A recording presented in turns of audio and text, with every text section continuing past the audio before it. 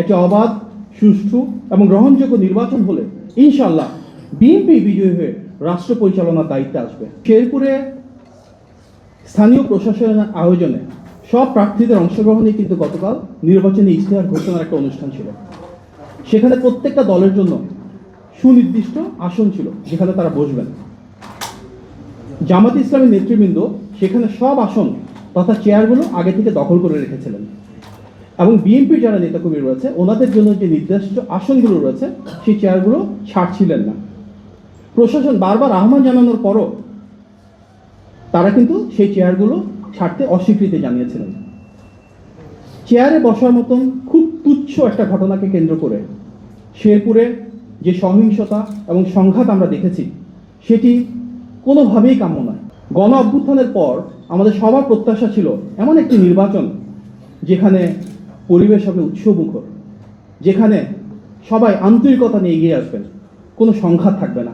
সবচেয়ে বড় রাজনৈতিক দল হিসেবে এবং দেশের প্রায় সবারই বিশ্বাস অনুযায়ী একটি অবাধ, সুষ্ঠু এবং গ্রহণযোগ্য নির্বাচন হলে ইনশাআল্লাহ বিএনপি বিজয়ী হয়ে রাষ্ট্র পরিচালনার দায়িত্বে আসবে।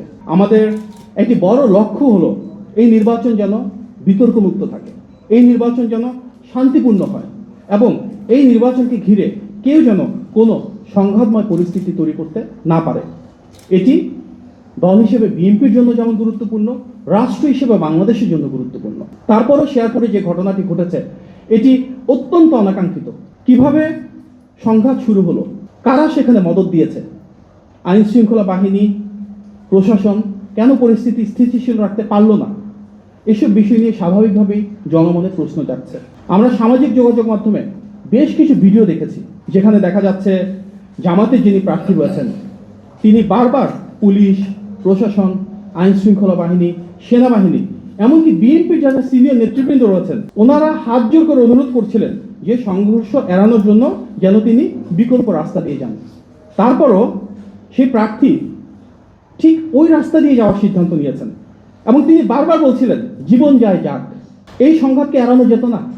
নির্ধারিত সময়ের আগে জামাতের যারা নেতাকর্মীরা রয়েছেন তারা যেভাবে চেয়ারটাকে দখল করে রেখেছিলেন, চেয়ার ছাড়ছিলেন না, কেন সেটা?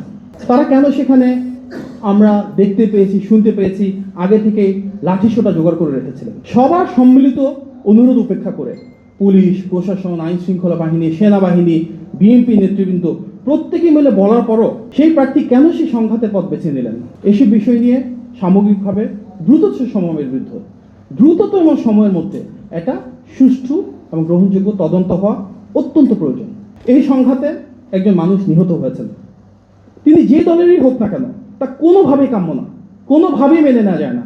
বিএনপিরও কিন্তু 40 জনের বেশি নেতাকর্মী আহত হয়েছেন, তার মাঝে অনেকেই খুব সংকটাপন্ন অবস্থায়, আশঙ্কাজনক অবস্থায় হাসপাতালে ভর্তি রয়েছেন।